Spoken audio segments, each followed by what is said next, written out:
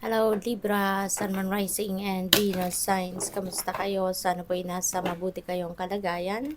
Welcome back po sa Star Tarot. At kung bago kayo rito, welcome din po kayo. Please subscribe, like, share my videos, and leave me a comment kung nakaresonate po kayo. Thank you.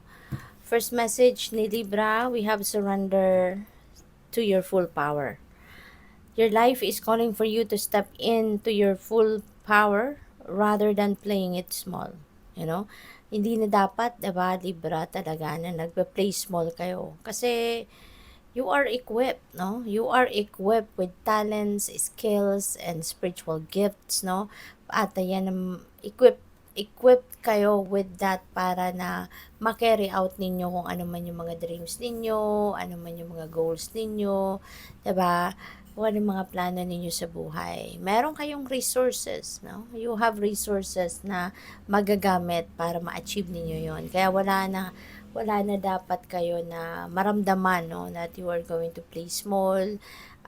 Ngayon, ito yung panawagan sa inyo, pinapakita sa inyo ng universe na you should, 'di ba, step into your full power, para magawa mo na yung mga bagay na dapat mong gawin, ma-achieve mo na yung mga bagay na gusto mong ma-achieve kasi most likely nandiyan na sa paligid mo, nandiyan na sa harapan mo kung ano man yung mga opportunities, no, na po pwedeng makatulong na sa iyo, no, na makamit mo na kung ano man ang mga bagay na gusto mong makamit.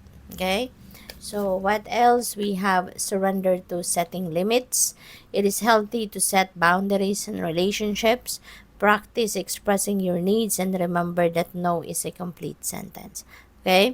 So, nakakatulong, no? Yung pag-build mo, pag-set mo ng healthy personal boundaries, nakakatulong yan na may strengthen lalo ang inyong relationship, at magkakaroon dito ng mas magkakaroon ng respeto kayo sa bawat isa, magkakaroon ng paggalang, no, sa limitasyon ng bawat isa when you are setting your boundaries sa kahit anumang klaseng relationship, 'di ba? Para na matuto then yung mga tao that you are dealing with, na igalang ka, irespeto ka, 'di ba? Yung mga limitasyon mo kung hanggang saan lang din naman ang 'di ba, kasi maaaring naaabuso na kayo, Libra, no? Sa sobrang kabaitan ninyo, sa sobrang pagbibigay ninyo, naaabuso na siguro kayo. Kaya tama lang na mag-set na kayo ng boundaries, no?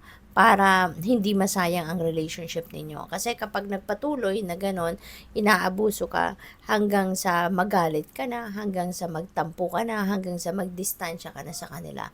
Hindi ba? So, tuluyan ng nasira ang inyong relationship. Kaya habang maaga, nakikita mo na yung mga red flags, ng mga signs na um, you're being abused na. So, eto na, tama na tong gagawin mo, na mag-set ka na ng boundaries para they will be aware, no, of their limitations. Okay?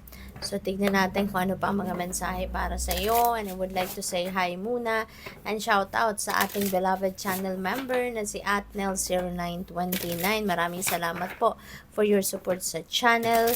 At para sa inyo na nag-subscribe na, maraming salamat din. At kung hindi pa po kayo nakakapag-subscribe, subscribe na po kayo. Thank you. And also maraming salamat, no, for not skipping the ads. Malaking bagay po yan sa akin. Kaya maraming salamat po. And also, please click the join button po sa baba ng video kung gusto po ninyong mag-member sa channel. At sa mga cross-watchers natin out there, maraming salamat din po for being here. Thank you for your support. So, Magician Sword, confidence in your magic. So, napakaganda. Isa ito sa magiging ingredient ninyo para mag-step into your full power na, no? Magtitiwala ka na sa sarili mo kasi po pwede rin na you're playing small because nagkukulang ka ng self-confidence, mababa ang iyong self-esteem, no? Yung mga ganun ba? Kaya maaring you're just playing small kahit alam mo naman na may kakayanan ka, alam mo naman magagawa mo din.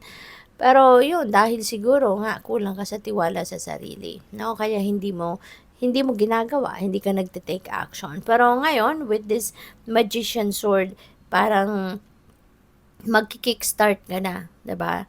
Sa kung ano man ang mga bagay na gusto mong gawin. You're going to start, no, getting on your feet, no, at magtitiwala ka na sa sarili mo, magtitiwala ka na sa inyong mga kakayanan, at hindi mo na dito pagdududahan, 'di ba? Ang mga ideas mo, ang mga plano mo. So parang nag-aano ito, nagsisignal, no, yung sword na itinaas na, nagsisignal na to na here we go. Here I am. I'm going to seize every moment, every opportunity na meron ako, no? So good luck sa iyo. Surrender, maaari din ang iba sa inyo is being asked now to surrender, okay, to the divine. Baka kasi may mga bagay din na pinagpipilitan kayo. Maaring may mga bagay or situation na pinipilit ninyo na kung ano yung gusto ninyo maging outcome, ano yung gusto ninyo maging resulta, yun talaga ang mangyari. So, maaring may mga ganong sitwasyon ang iba sa inyo at yan, pinipilit ninyo. But, maybe you're experiencing some delays, maybe you're experiencing some blockages, may mga ganon. Kasi nga, 'di ba, kung hindi talaga yan hindi nakaplano para sa'yo, kahit anong effort ang gawin mo, hindi talaga, lalo-lalo na kung pinagpipilitan mo talaga, mas lalo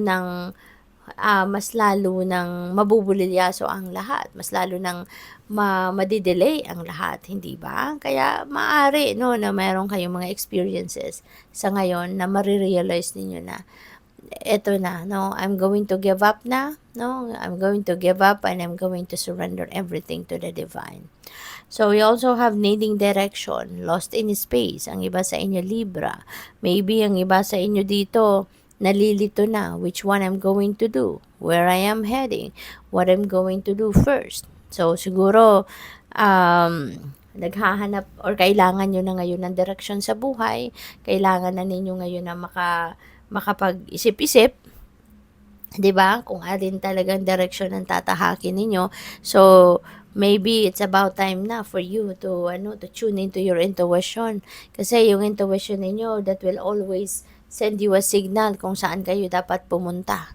No? That will always send you a signal kung ano na ang dapat ninyong gawin, anong dapat ninyong unahin. Okay?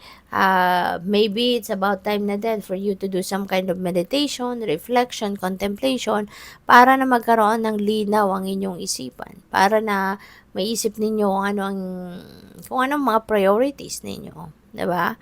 Para malaman ninyo kung ano yung dapat na uunahin ninyo. We have reconciliations then. So, siguro, magkakaroon na din kayo na realization dito, no, na it's about time na para ayusin mo na yung mga relationships ninyo, no, na baka nagkasira, baka meron kayong katampuhan, kagalit, naging kaaway.